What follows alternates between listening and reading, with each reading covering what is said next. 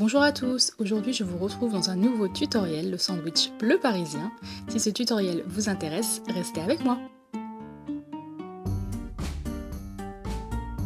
Alors pour commencer, je prends mon mélange de pâtes habituel et je viens former une baguette.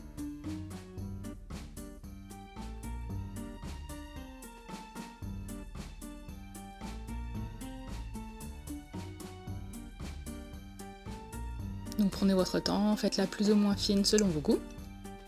Ensuite, avec du papier aluminium que j'ai roulé comme ceci, je viens faire les marques donc, qui se sont ouvertes à la cuisson de la baguette. Vous savez toutes c'est quoi, je ne sais pas exactement comment ça s'appelle. Donc vous en faites autant que vous le désirez, mais pas trop quand même, ne les collez pas trop. Ensuite, je viens reprendre des petits morceaux d'alu et je viens les placer dans les trous que je viens de faire. Je vais ensuite passer à la coloration donc avec mes pastels secs. Donc avant ça, j'ai oublié de texturer un petit peu avec une brosse à dents, donc n'hésitez pas à le faire avant.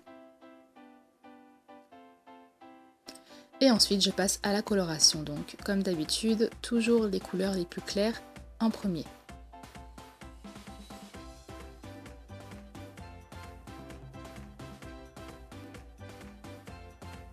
Donc c'est pas très grave si la coloration n'est pas parfaite, puisqu'à la fin, on va venir finaliser ça avec de la peinture.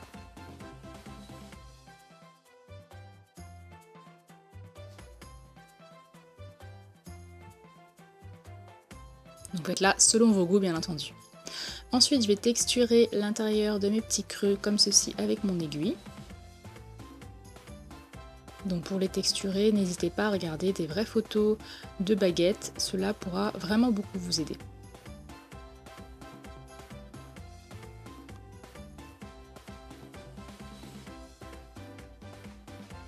Ensuite, je vais venir faire, toujours avec mon aiguille, des petits trous. Donc moi ce que j'appelle des petits trous de cuisson, donc des petites bulles d'air finalement. Et puis je continue à texturer en faisant un petit peu un petit effet biscuit, enfin vous voyez, vous texturez comme vous pouvez. Ensuite vous la mettez au congélateur une dizaine de minutes pour qu'elle durcisse. Et on va passer au jambon. Donc pour cela j'ai pris de la pâte fimo blanche et de la pâte fimo rouge. J'obtiens un rose. Et je viens ensuite prendre de la pâte fimo blanche et de la pâte fimo transparente que je mélange ensemble.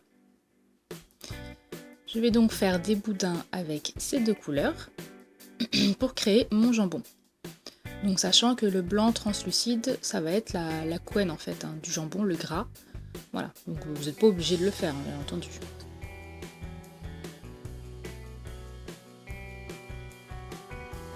Donc une fois que j'ai fait ceci, je vais venir l'étaler et puis légèrement la mélanger. Donc vraiment légèrement pour ne pas mélanger de façon homogène la pâte. Sinon c'est dommage, vous aurez perdu toute votre couenne. Donc vous l'étirez comme ça et puis vous la mélangez un petit peu.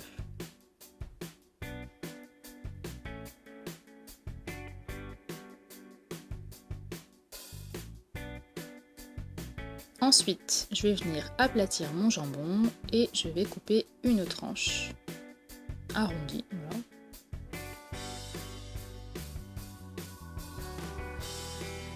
Ensuite, je viens adoucir les bords.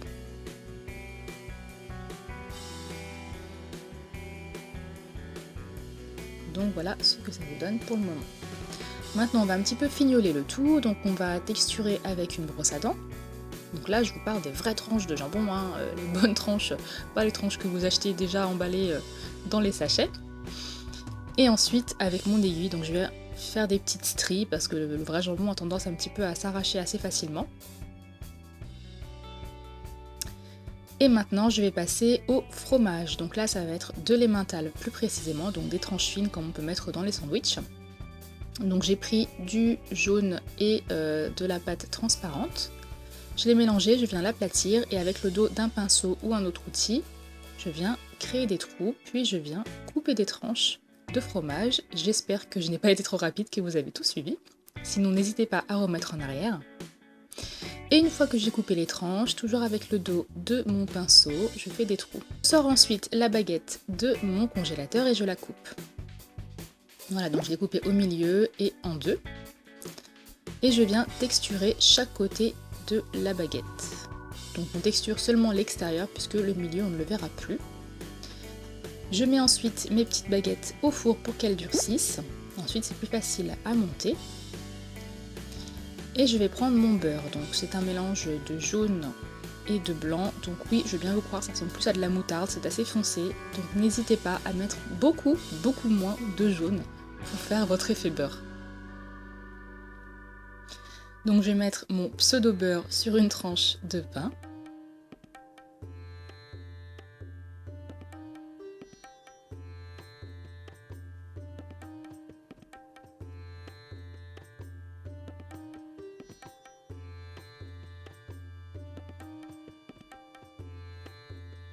Et ensuite, je vais disposer mon jambon. Donc j'ai préféré le couper sur les côtés afin qu'il entre parfaitement, mais vous pouvez tout aussi bien le laisser tel quel, hein. C'est votre décision. Donc je viens de disposer un petit peu joliment, de manière à plier un petit peu les tranches par-ci par-là, pour que ça fasse un petit peu moins plat et que ce soit plus joli à regarder sur le côté. Ensuite, je rajoute mon pseudo beurre et mes tranches de fromage. Donc d'emmental. Miam miam. Donc j'ajoute les tranches d'emmental, mais dans le vrai sandwich, il n'y a pas nécessairement du fromage, hein, mais je trouvais ça plus joli. Ensuite, je viens mettre ma dernière tranche que j'ai aussi tartinée de beurre et je mets mon sandwich au four. Une fois qu'il est sorti du four, il est un petit peu palo, donc j'ai décidé de rajouter un petit peu de couleur, donc toujours ma peinture acrylique. Donc ocre et marron, peu importe la marque, je vous le rappelle, ça n'a aucune importance. Ensuite, avec ma peinture blanche, je vais faire l'effet de la farine. Donc je vais tapoter le bout de mon pinceau et ensuite je vais venir tapoter sur la baguette pour créer donc ce petit effet de farine qui rend le pain si beau. Une fois que j'ai fait cela, il ne me reste plus qu'à vernir le fromage. Donc n'oubliez pas de colorer le bas du pain. Et voilà, c'est terminé.